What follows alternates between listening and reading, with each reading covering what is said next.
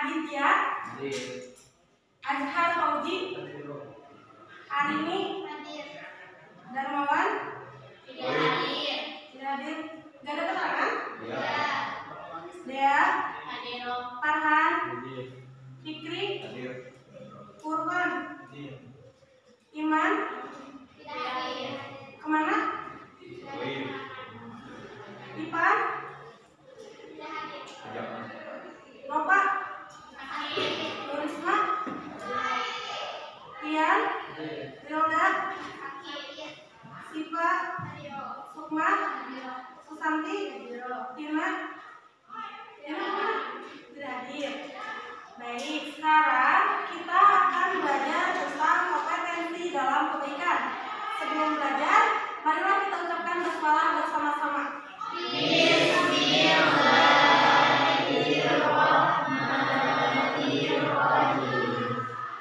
Happy.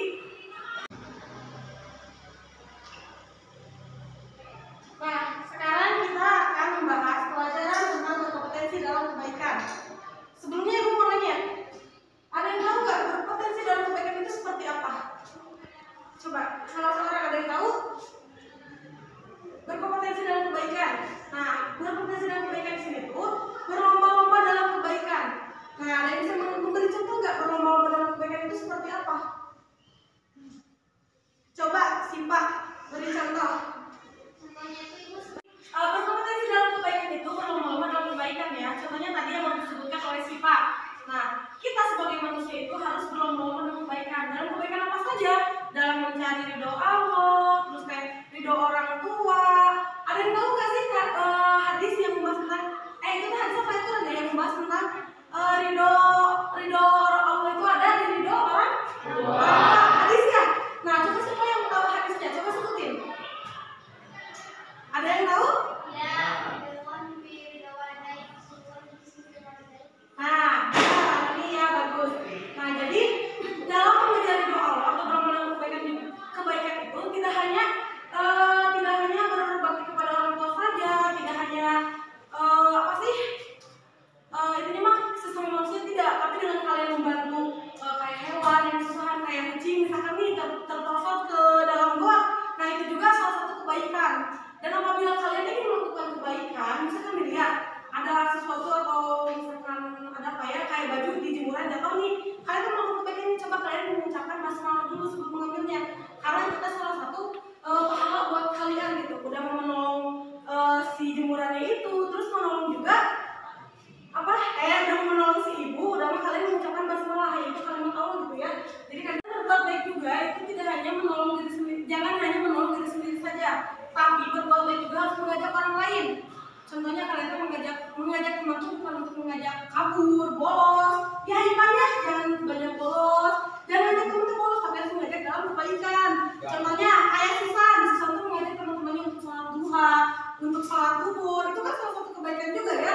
Jadi banyaklah kebaikan-kebaikan yang tertera di dalam Al-Quran, yang mesti ada kebaikan ini dari sejarah-sejarah Nabi gitu ya, dari Rasul juga banyak kebaikan-kebaikan yang bisa kalian contoh.